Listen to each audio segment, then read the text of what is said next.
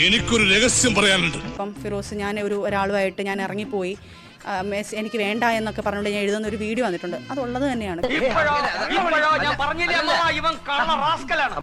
എന്നിട്ട് ഞാനാണ് അയാളെ വിളിച്ചിട്ട് ഈ വീഡിയോ ഇട്ട് കൊടുക്കുന്നതും ഈ പറഞ്ഞ സാധനങ്ങളെല്ലാം ഇട്ട് ഇയാളെ ടോർച്ചർ ചെയ്യുമായിരുന്നു സത്യം പറഞ്ഞാൽ. പെണ്ണ ഇവള് നിനക്ക് തെറ്റി, അത് പെണ്ണല്ല ആണിന്റെ ജന്മ. ഇയാളെ ടോർച്ചർ ചെയ്യുമായിരുന്നു സത്യം പറഞ്ഞാൽ. വേറൊരാളുടെ കൂടെ ഈ സൂക്കേട് വേറെയാ. അപ്പൊ പറഞ്ഞു സച്ചിൻ സത്യമായിരുന്നു ഒരാളുടെ കൂടെ പോയി.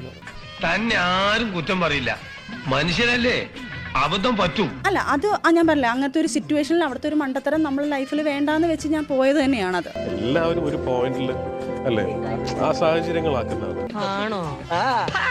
ഇയാളെ വേണ്ടാന്ന് വെച്ച് ഞാൻ പോയത് തന്നെയാണ്. അവിഹിതങ്ങൾ തന്നെ ഈ നാട്ടില്. ഞാൻ ഇവന്റെ റിവെഞ്ച് മൈൻഡിൽ, അതായത് ഇവൻ എന്റെ അടുത്ത് കാണിച്ചതിന്റെ ഒരു ക്രൂക്കട്ട് മൈൻഡിലാണ് സജിനെ ഇങ്ങനെ ഇയാളെ ഉപേക്ഷിച്ചു മറ്റൊരാളുടെ കൂടെ.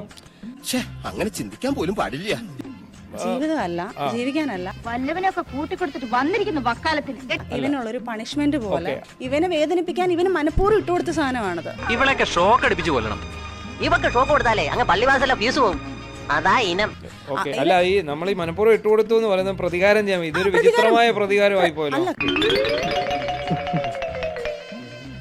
കാരണം വെച്ച് കഴിഞ്ഞാൽ നമ്മൾ പറയത്തില്ല ചേട്ടാ, എന്താ പറയാ, അതാ ഞാൻ പറഞ്ഞത്, നമ്മളുടെ പൊട്ട ബുദ്ധിയിൽ അല്ലെങ്കിൽ പിള്ളേച്ചൻ നുണ പറയുന്നതായിരിക്കും. അങ്ങനെ ഒരു സിറ്റുവേഷൻ ഉണ്ടാകണമെങ്കിൽ നമുക്കിപ്പോ വേറൊരാളുടെ കൂടെ പോകണമെങ്കിൽ ആ ആളുമായിട്ടൊരു റിലേഷൻ, ഒരു അഫയർ ഒക്കെ ഉണ്ടായിരിക്കും.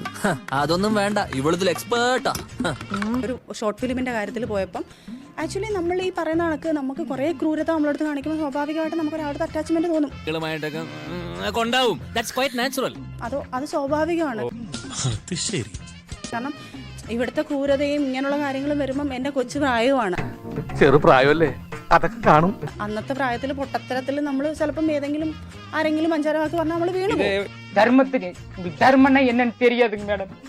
தர்மத்துக்கு எதிரா தீய சக்திங்க மேடம்.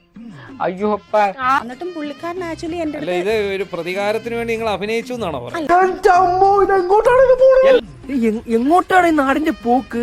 അല്ല, ശരിക്കും പറഞ്ഞാൽ അത് കഴിഞ്ഞപ്പോഴത്തേക്ക് പുള്ളിക്കാരനും എൻ്റെ അടുത്ത് ഭയങ്കരമായിട്ട് ആത്മാർത്ഥമായിട്ട് സ്നേഹം, പുള്ളിക്കാരൻ അങ്ങ് സീരിയസ് ആവുന്നുണ്ടായിരുന്നു. അത് ശരി, ഇപ്പൊ ഞാൻ തെറ്റുകാരനായ.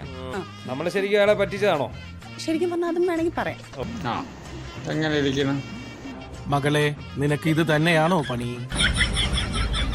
ഞാൻ എനിക്ക് പുള്ളിയെടുത്തുള്ള പ്രതികാരം നീട്ടാൻ ഞാനത് ഒരാളെ സമർത്ഥമായിട്ട് ഉപയോഗിച്ചു തന്നെ വേണമെങ്കിൽ പറയാം. അതേ, പെണ്ണായാൽ നാണം വേണം. കയ്യിന്ന് ഒരു എല്ല് പോയാലെന്നടി, പട്ടിയുടെ സ്വഭാവം മനസ്സിലായല്ലോ. ഇങ്ങനെയൊക്കെ സംഭവിച്ചതേ എന്റെ ഭാഗ്യടി, എന്റെ കാരണവന്മാർ ചെയ്ത പുണ്യം. എല്ലാവർക്കും സന്തോഷമായല്ലോ. എനിക്ക് സന്തോഷമായി. എല്ലാവർക്കും